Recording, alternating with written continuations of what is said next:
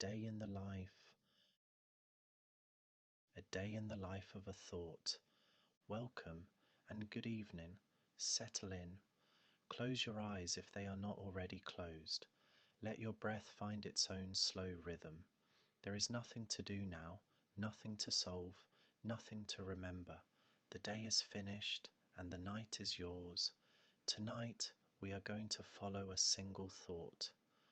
From the moment it is born to the moment it dissolves, we will trace its quiet journey through the soft folds of the mind, through the dim corridors of memory, through the long, slow drift towards stillness.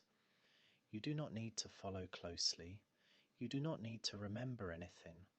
In fact, if you forget this story entirely, that is the most welcome ending of all. Let the words be a soft tide. Let them rise and fall and rise again. Let them carry you somewhere quieter than here. So, let us begin. Let us begin with a thought that has not yet arrived. Before a thought exists, there is only the quiet, a soft, warm, electric quiet. Imagine, if you can, the inside of a mind at rest, not asleep, not yet, just waiting, the way a still pond waits, the way a sheet of paper waits, the way the air in an empty room waits, holding its breath, gently, gently. In this quiet, there are no words, no pictures, no worries. There is only a soft, low hum, the hum of the body doing its slow night work, the hum of the heart beating its long, steady song, the hum of the lungs drawing in and letting go. And in this hum, somewhere in the dark, warm spaces of the mind, a thought is beginning to form. It does not announce itself.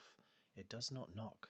It simply appears, the way mist appears over a field at dawn, the way a star appears in a sky that was already full of stars, waiting to be noticed.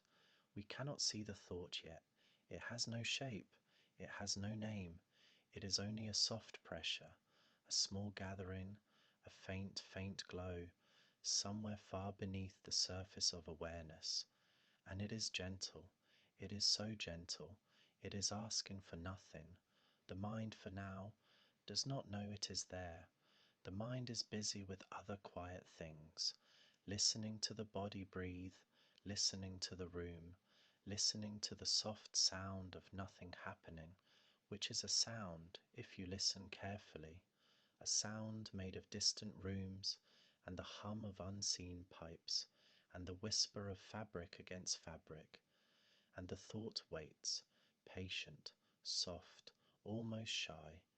It is not in a hurry. Thoughts are never in a hurry when they are first being born. It is only later, when they have grown teeth and feet, that they begin to rush.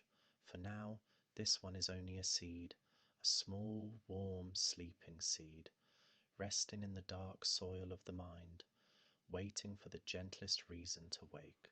Something stirs, a small sensation, perhaps the warmth of the pillow against your cheek, perhaps the soft weight of the blanket, perhaps a single memory, drifting up from somewhere old. It does not matter what. Something has touched the seed, and the seed begins to wake. Imagine now that you can see this happening. Imagine you are very, very small, smaller than a grain of sand, and you are standing inside the soft, dark space where the thought is forming. It is warm here, it is quiet. The walls are not walls, but soft veils of pale, pale light. They breathe in and out, slowly, like the lungs of a great sleeping animal. In the center of this space, the thought begins to glow, just a little, just enough to be noticed. It is the color of a candle seen through closed eyelids, a soft, soft amber, a gentle, patient gold. And from this glow, the first impression forms. Not a word, not yet, just a shape, a feeling, the faint outline of something the mind once knew. Perhaps the smell of bread, perhaps the sound of rain on a roof, perhaps the feeling of a hand once held long ago. The thought does not choose what it brings. The thought is not in charge. It is only a small messenger, a small soft messenger carrying a small soft gift from somewhere deep inside to somewhere closer to the surface.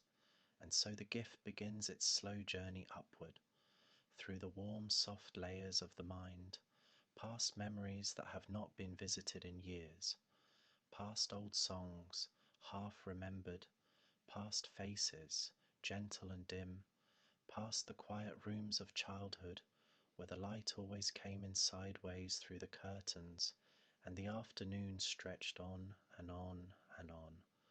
The thought passes through all of these places, the way a small boat passes through a harbour at night.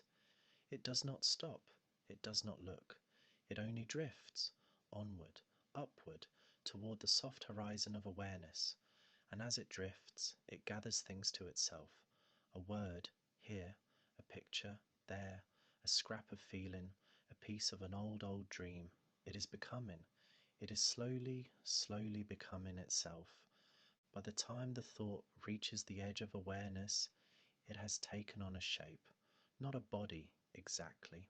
Not a face, but something more than nothing. Something that can almost be named. If you could hold it in your hand, it would feel like a smooth, warm stone, heavier than it looks, polished by long handling, the kind of stone you might find in a pocket of an old coat and not remember when you put it there. If you could see it clearly, it would have the colour of late afternoon light, the colour of honey held up to a window, the colour of a candle flame just before it goes out. And if you could listen to it, it would sound like a soft hum, the kind of hum a person makes without knowing they are humming, the kind of sound the body makes when it is content and the mind is far away and the hands are doing simple work and the world is, for one small moment, exactly as it should be. This is what a thought is when it first arrives: a weight, a colour, a sound, a small warm presence, asking nothing, offering nothing, just being there. And the mind, drowsy and slow, notices it. The mind does not grab, the mind does not chase. The mind simply turns slowly, the way a sleeper turns toward a soft sound in another room, and it sees the thought, and it says, softly, without words, "Oh, there you are," and the thought, recognized at last, settles. It does not need to be anywhere else. It does not need to do anything. It has been seen. That is enough. That is, in fact, all it ever wanted. Now we enter the longest part of a thought's life, the long, slow middle, the part that most thoughts spend most of their time in, the part that is neither beginning nor end, the quiet, drifting afternoon of a thought's existence. Imagine a long meadow, late in the day. The grass is tall, and the light is gold, and the air is warm and slow.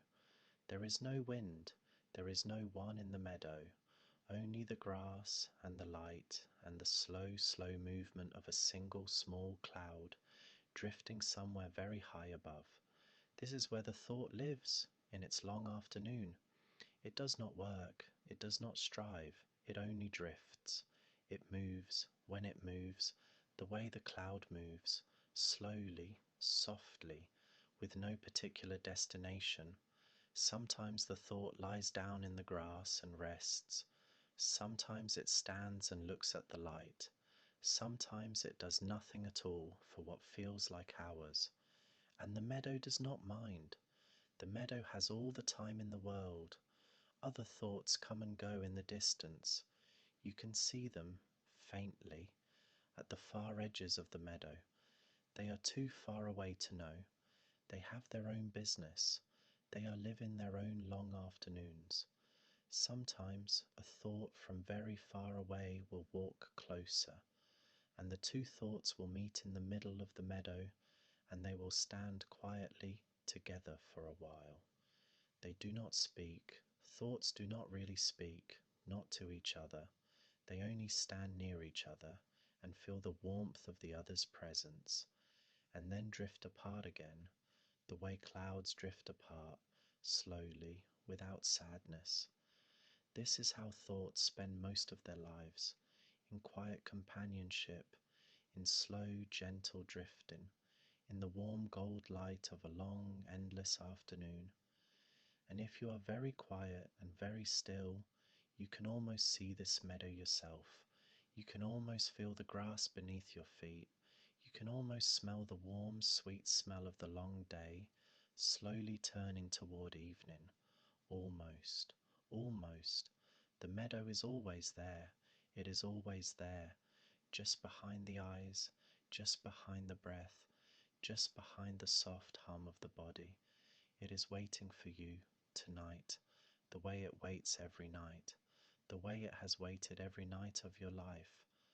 As the long afternoon stretches on, other things come to visit the thought. They arrive softly, on quiet feet. They do not knock, they do not ask, they simply appear, the way old friends appear in dreams. First comes a memory, not a big memory, not an important one, just a small one. The memory of a song that was playing in a shop years ago, on an afternoon you do not otherwise remember. The song plays now, very faintly, in the meadow of the mind. You cannot quite catch the words, you cannot quite catch the tune, but the feeling of it is there, the warm, soft, faraway feeling of being somewhere else, sometime else, a younger version of yourself, walking through aisles, holding something you are going to buy, thinking about something you have now entirely forgotten. The memory stays for a while. It walks beside the thought. It hums its half-forgotten song. And then, after a time, it drifts away, back into the tall grass, back into the soft gold light. It does not say goodbye. Memories never say goodbye. They simply turn and walk and become smaller and smaller until they are part of the meadow again. Next comes a feeling. The feeling has no name. You could not describe it if you tried. It is a little like contentment, a little like longing, a little like the soft pleasure of finally sitting down after a long day of standing. The feeling drifts over the thought, the way a cool breeze drifts over warm grass. It lingers for a moment, it softens everything, and then it too moves on. Next comes an image, a picture, a small clear picture. The picture is of a window, an old window, in a house you may have lived in, or may have only visited, or may have only imagined. The window looks out onto a garden. The garden is full of light. There is nothing happening in the garden, no people, no animals, just the slow movement of leaves and the slow shift of sun and shadow and the long quiet patience of a place that does not need anyone to be there. You look at the window for a long time. The window does not change, the garden does not change, the light is the same, soft golden light it always was. And you understand, in the way you understand things in dreams, that this window has always been there, that you can return to it whenever you like, that it is yours, even though you have never owned it, even though you cannot quite remember where it is. And then, slowly, the window fades, not all at once, the way a photograph fades, over years, the way a face you used to know becomes harder to picture, until it is only a soft, warm impression with no features at all. The thought watches all of this. The thought does not move. The thought is the meadow, and the meadow is the thought, and all of these visitors are simply guests passing through. They come, they stay a while, they go, and the long afternoon continues, gold and slow and quiet, with no end in sight. After a long, long time, something begins to change, very slowly, so slowly you might not notice at first. The gold light of the meadow begins to soften, the shadows in the tall grass begin to lengthen, the warm hum of the afternoon begins, almost imperceptibly, to deepen. It is not sadness, it is not loss, it is only the natural turning of the day. The long afternoon is becoming the long evening, and the thought, drifting in the meadow, feels this turning, feels it the way a leaf feels the first cool breath of autumn, without alarm, without resistance, only a slow, soft recognition. Oh, the day is turning, the visitors come less often now. The memory of the song does not return, the picture of the window does not return.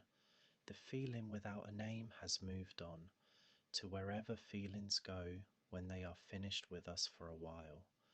The meadow grows quieter, the far distant thoughts at the edges grow dimmer.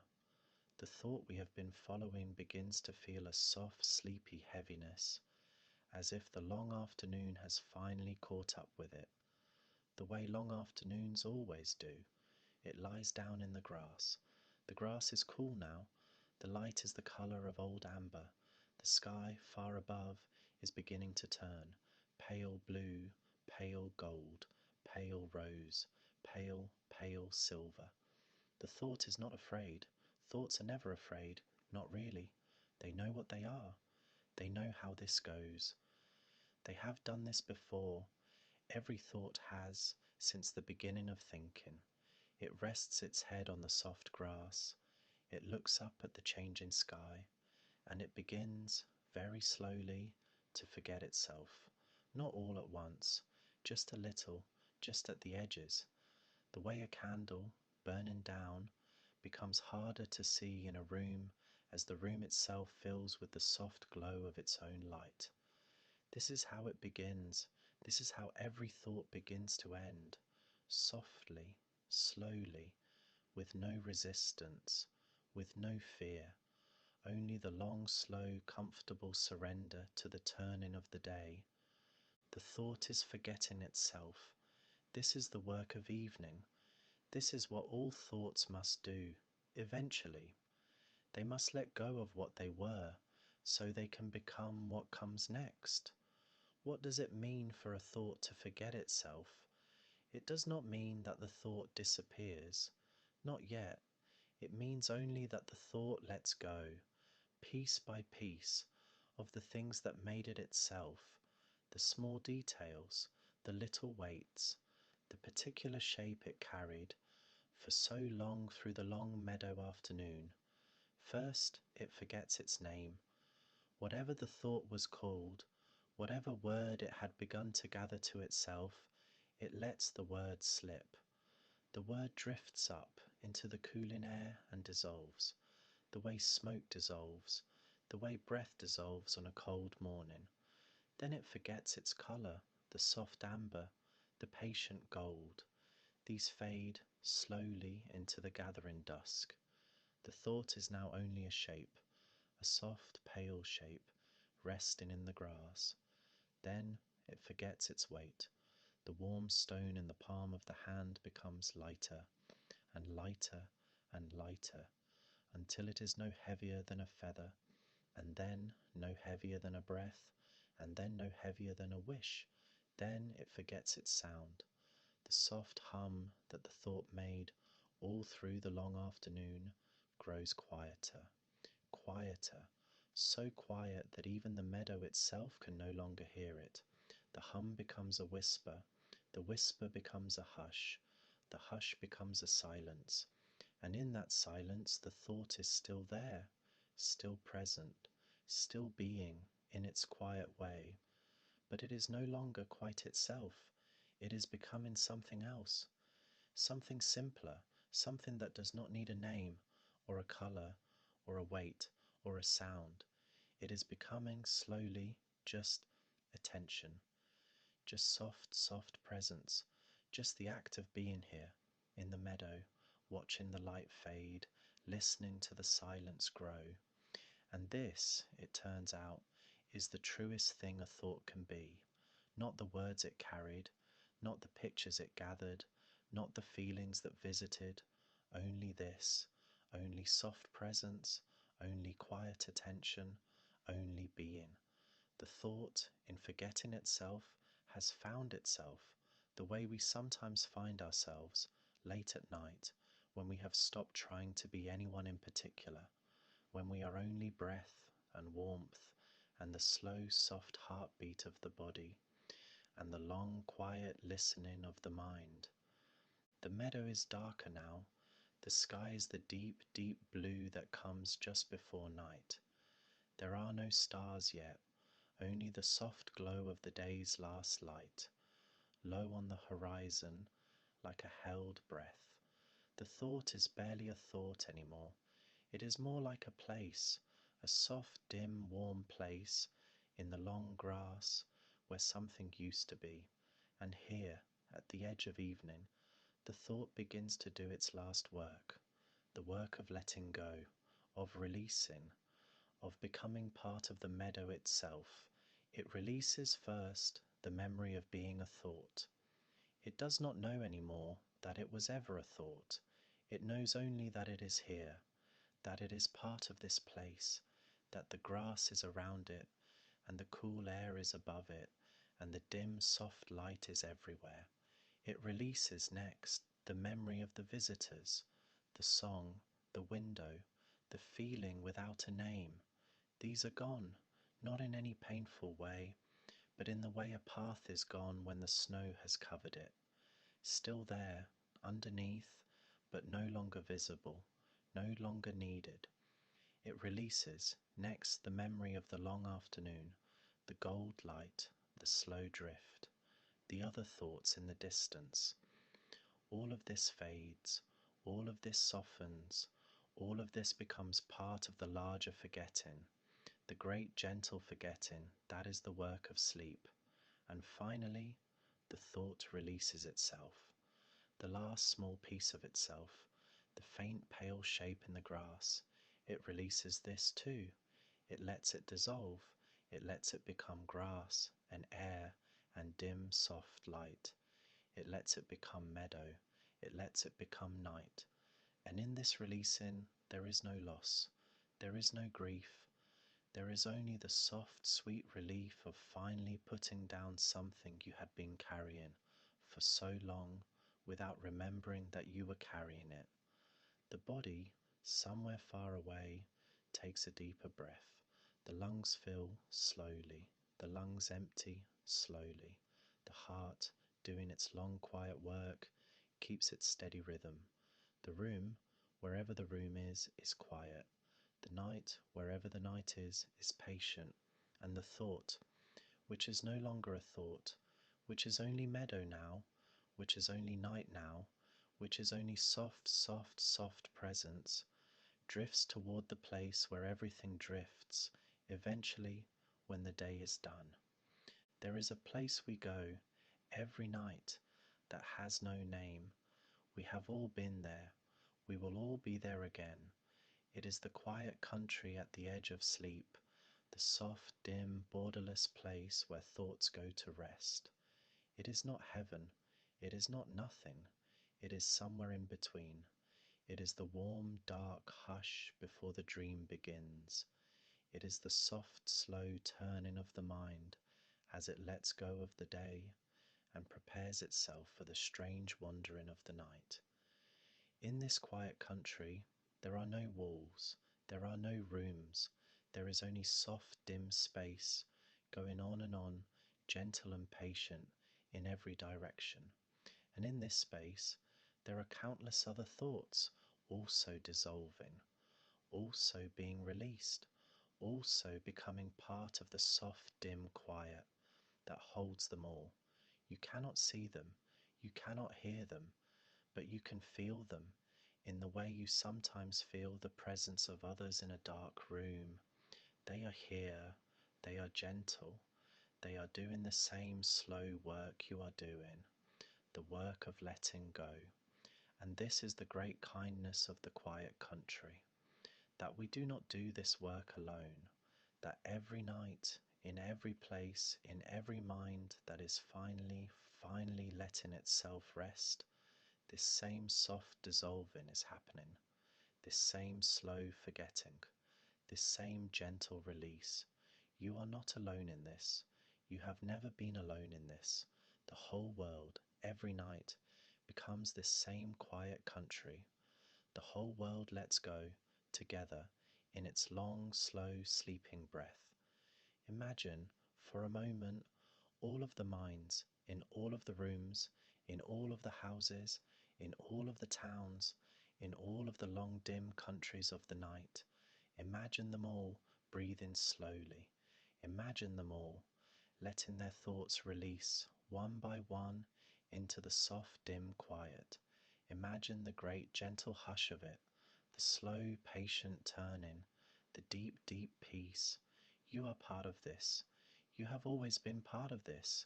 Tonight you join the long quiet company of all the sleeping minds, and they make room for you. They have always made room for you. They are glad you are here, in the quiet country, somewhere very far away, or perhaps very close. The first dream is beginning to form. We do not know yet what it will be. We do not need to know. Dreams are not made the way thoughts are made. Dreams come from somewhere else, from the deeper places, from the warm, soft caverns of the mind that only open at night, that only speak in the strange language of pictures and feelings and impossible weather. The dream gathers itself slowly. It takes its time. It uses pieces of the day and pieces of years ago and pieces of things that never happened and pieces of things you have never seen. It mixes them gently. It does not rush. It is a slow, patient art, the art of making dreams. You do not have to do anything. You do not have to choose. The dream knows what it is doing. The dream has been doing this in you every night for as long as you have been alive. Trust it. Trust it the way you trust the breath, the way you trust the heart, the way you trust the slow, steady turning of the dark. Soon the dream will arrive. Soon you will not be in the quiet country anymore. You will be somewhere else, somewhere stranger, somewhere softer, somewhere only you can go. But for now, you are still here, still in the long dim space between waking and sleeping, still resting, still letting go, still being held gently by the great quiet that holds all sleeping minds. There is nothing to do. There is nothing to fear. There is only the long, slow drift toward the dream. And the dream, when it comes, will come exactly as it should. Not too soon, not too late, exactly when you are ready. For a moment, let us return to the body that has been doing its slow night work all through this long telling, the body that is lying still, breathing slowly, growing warmer, growing heavier, growing softer with each long minute. Notice without effort the weight of the head on the pillow, the way the pillow holds it, the way the head in turn rests fully, surrendering its own small weight to whatever is beneath it. Notice the shoulders. Notice how they have been carrying themselves all day. Notice that they do not have to do that anymore. Tonight, the shoulders are off duty. Tonight, the shoulders can sink into the bed, sink into the soft warmth, sink into the long rest. Notice the arms, the long soft length of them, the hands at the ends of them, finally still, the fingers finally quiet, the wrists finally heavy, all of the busy small work of the day finally done. Notice the chest, the slow rise, the slow fall, the way the breath moves, all by itself, with no help from you. The way the breath has been doing this for you every moment of your life, without ever once asking for thanks. Notice the belly, the soft, warm rise and fall, the slow, soft work of the body, keeping itself alive while you rest, While you let go, notice the legs, the long, heavy length of them, the way they have carried you all day, all year, all your life. And tonight, they too are off duty. Tonight, they can be heavy. Tonight, they can sink. Notice the feet, the far quiet ends of you, resting now, warm now, heavy now, the whole long body, end to end, sinking softly, slowly, completely into the bed. And in the middle of all of this, somewhere in the dim, warm spaces of the mind, the thought we followed is gone. It has finished its long day. It has done its slow, soft work. It has let itself go into the meadow, into the quiet country, into the soft beginning of the dream. And new thoughts will come tomorrow. They always do. They will be born again in the warm dark when the day begins. They will live their own long afternoons. They will have their own quiet evenings. They will dissolve in their own time into the long, patient meadow of the mind. But that is tomorrow. Tomorrow is not now. Now is only this. Now is only the slow, soft breath. Now is only the warm, heavy body. Now is only the quiet country holding you gently as the dream begins to gather, somewhere very close, somewhere just on the other side of this last long thought. Somewhere in the quiet country there is a library. It is not on any map. It cannot be found by looking, but every sleeping mind has been there, in one way or another. It is the place where unfinished thoughts go to rest. Imagine, if you can, a very old building. Stone walls, high ceilings, tall windows of glass, so old it has begun to ripple, the way water ripples when something has touched the surface a long time ago. The light coming through these windows is soft and dim, and it has the colour of late afternoon, even though in the library it is always late afternoon. The light never changes here. The light is patient. The light has nowhere else to be. The library is full of books, not the kind of books you have read. These books have no covers. These books have no titles. These books are made of soft pale paper, and they hum very faintly when you walk near them. Each book is an unfinished thought, a thought that began somewhere, in some mind, and did not finish itself, a thought that was set down gently before its work was done. There are so many books here, aisles and aisles of them, floor to ceiling, stretching off into the dim distance, further than you can see. The library is enormous. The library is impossibly large, and yet it is not crowded. It is quiet. It is calm. The books are content to wait. Some of the books are yours. You have left books here every day of your life without knowing. Every time you began to think something and then forgot and then went on with your day, every half-formed wish, every almost question, every small intention that was set aside gently by some larger urgency, they are all here, they are all safe, they are all waiting. You do not have to read them, you do not have to find them, they are not asking to be finished, they are only resting. The library has always understood that not every thought needs an ending. Some thoughts are happiest unfinished. Some thoughts only ever wanted to be set down softly, somewhere quiet, and left there in the long, warm dim. Walk slowly in the library. There is no rush. The books will not call to you.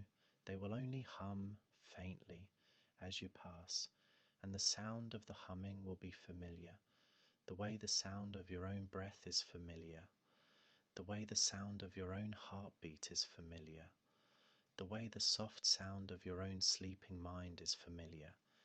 Every night, every night, every night, if you reach out very gently, you can touch one of the books. It will feel warm. It will feel soft. It will feel like the page of an old letter that has been folded and unfolded and folded again many, many times. It will not open. The books do not open here. They are not for reading, they are only for resting. And as you walk, you may notice that you too are growing softer, slower, more patient, more like the library itself. You are not in a hurry. You have nowhere to go. You are perhaps becoming a book yourself, a long, soft, unfinished book set down on a high shelf in the dim, warm light to rest for the long, long night. This is good. This is exactly as it should be. The library has room for you. The library has always had room for you. The library is, in its quiet way, only the soft outside of your own sleeping mind. You have been here every night of your life. You will be here every night of your life. The library waits. The library waits. There is a river that runs through the quiet country. It does not appear on any map. It cannot be reached by walking. But every sleeping mind crosses it, eventually, on the long, slow journey from waking into dream. The river is wide and slow. The water is dark and warm. It moves so gently that if you watched it from the bank, you might not be sure it was moving at all. Only if you watched a leaf drifting on its surface would you see the slow, patient pull of the current, carrying everything onward, onward, onward, toward whatever waits downstream. On the near bank of the river, the bank you are leaving, there is grass and trees and the long dim memory of the day. On the far bank, the bank you are going to, there is mist, soft, soft mist. You cannot see what is beyond it. You do not need to see. The mist is patient. The mist has always been there. Between the banks, on the slow dark water, you are drifting. You are not in a boat. You do not need a boat. You are only drifting, the way a leaf drifts, supported by the water, supported by the soft, slow current, supported by the long, warm patience of the river itself. The water holds you. The water knows what it is doing. The water has carried millions and millions of sleeping minds across this same dark, slow stretch every night since the beginning of sleeping. It will carry you too. It will not let you sink. It will not lose you. The water is good at this. The water has had a great deal of practice. As you drift, you may notice that the bank behind you is becoming dimmer. The grass is harder to see. The trees are fading into the dusk. The shapes of the day are becoming softer, less distinct, less certain. This is the way of it. This is how the day lets go of us, slowly on the long, slow river, so we do not feel the letting go. And the far bank, the misty bank, is still ahead, still hidden, still patient. You are not there yet.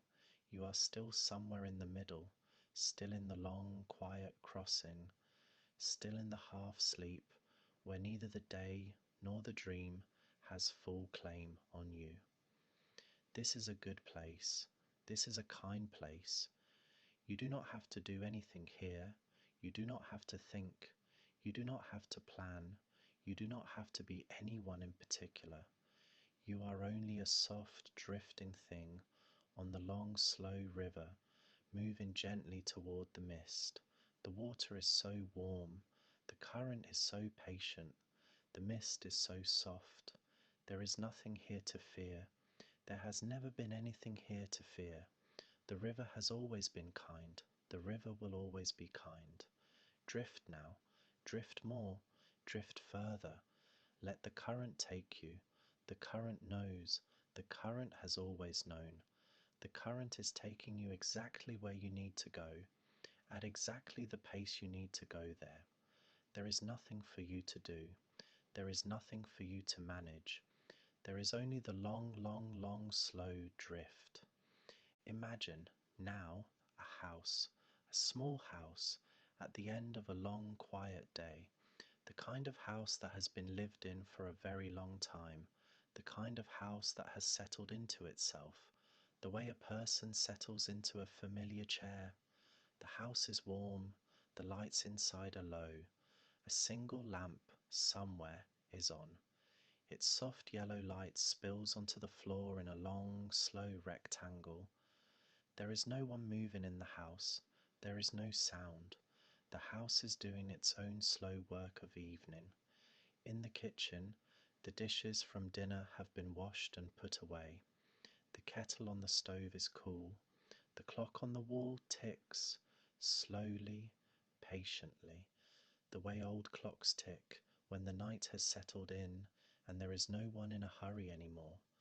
In the living room, the cushions on the couch are softly indented, as if someone was sitting there a little while ago. A blanket is folded over the arm.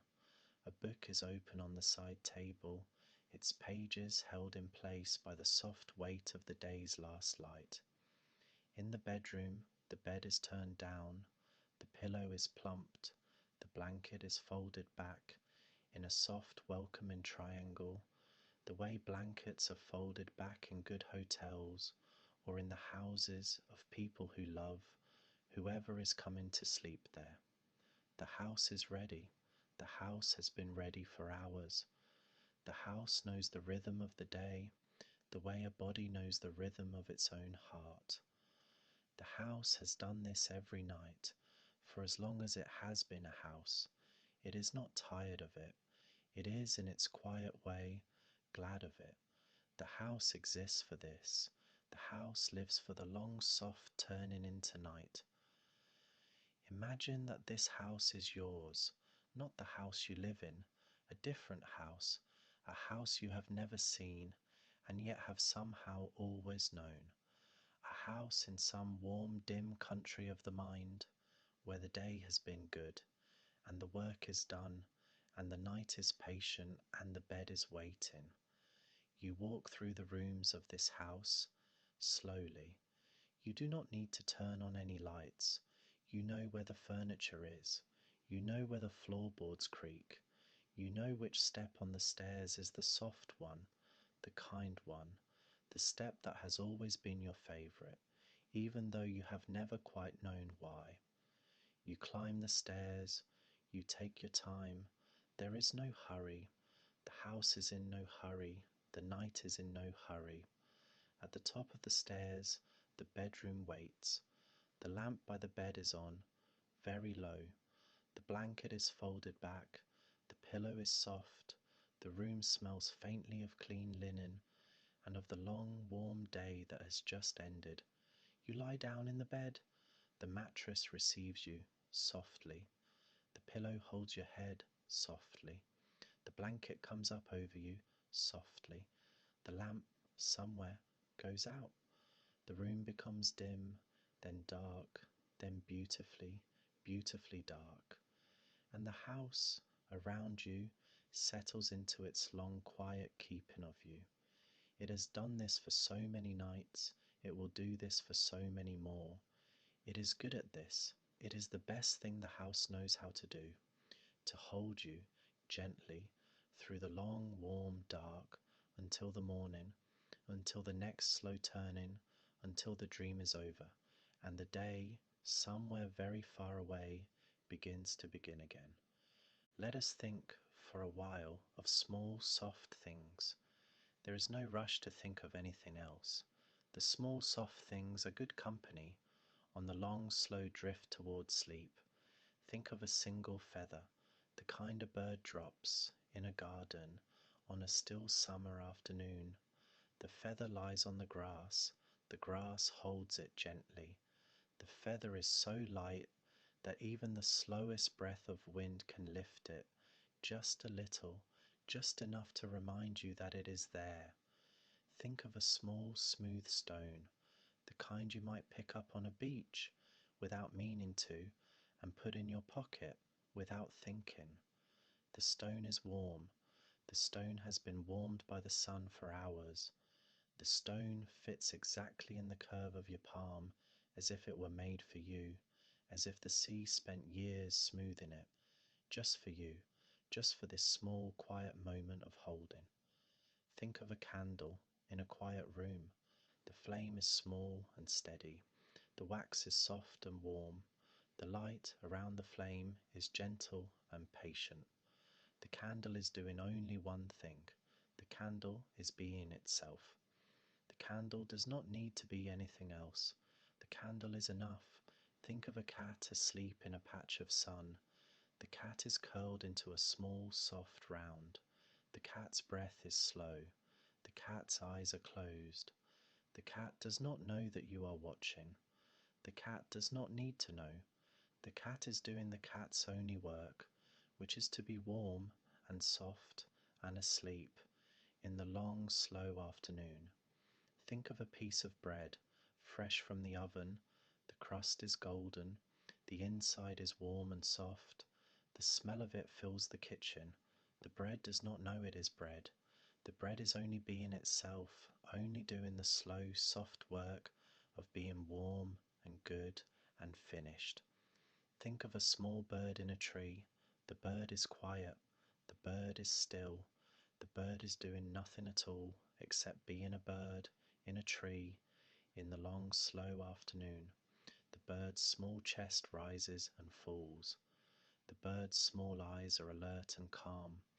The bird, like everything, is exactly where it should be. Think of an old book on a shelf. The spine is faded. The pages are soft from use. No one is reading the book right now. No one needs to. The book is happy on its shelf. The book is doing the slow, patient work of waiting, which is, in its own way, a kind of being. Think of a small, soft pile of folded clothes, clean, warm, just out of the dryer. The clothes are simple and patient. The clothes are happy to be folded. The clothes are happy to wait in their small, soft pile until someone needs them, until someone unfolds them, until someone wears them out into a day that has not yet begun. Think of all of these things together. The feather, the stone, the candle, the sleeping cat, the warm bread, the quiet bird, the old book, the folded clothes, all of them, in their small, soft ways, simply being. None of them in a hurry, none of them with anything to prove, none of them, in fact, with anything to do at all, except to be small and soft and exactly themselves. You are like them tonight. You are small. You are soft. You are exactly yourself. You have nowhere to be. You have nothing to prove. You are only resting here in the long, warm, dim, the way a feather rests, the way a stone rests, the way a candle slowly, slowly, slowly burns down into the long, quiet night. We are nearly finished. There is not much more to say. Soon the words will end and the silence will continue, and you will go where you go every night when the talking finally stops. But before we end, let us drift for a while. Let us drift in the long, warm dim. Let the words become softer. Let the sentences become slower. Let the gaps between them grow wider and wider and wider, until the gaps are larger than the words, and the words are only small, soft islands in a great, patient sea of quiet. Drift now. Drift the way a thought drifts. Drift the way a cloud drifts. Drift the way evening drifts, slowly into night. There is nowhere you have to be. There is nothing you have to do. There is no thought you have to think. The thoughts will think themselves if they need to. The thoughts will dissolve themselves when they are ready. You do not have to manage any of this. You never did. Drift further, drift deeper, drift toward whatever is waiting for you in the warm, dim country of sleep. It is patient. It will not rush you. It has been waiting for you all day, the way a quiet old friend waits. Notice, if you notice anything, that the body has grown very heavy. Notice that the breath has grown very slow. Notice that the mind has grown very quiet. Notice that even the noticing itself is becoming soft, becoming dim, becoming far away. This is good. This is exactly as it should be. You are doing the slow, soft work of falling asleep. You are doing it well. You do not have to do it any differently.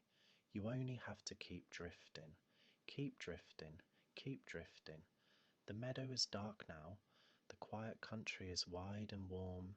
The dream is gathering somewhere near. The thought we followed is long, long gone, dissolved into all of this, part of the soft, dim hush that holds you now. And you are drifting and drifting and drifting. There is nothing more to say. The story is finished. The thought has had its long day. You have followed it as far as it can be followed. Now, all that is left is the silence, the long, warm silence, the silence the body knows, the silence the breath knows, the silence the heart knows, in its slow, steady rhythm. Rest now, rest deeply, rest completely. The words will fade, the voice will fade, the night will hold you, the way it always has, the way it always will. Sleep well, sleep softly, sleep long.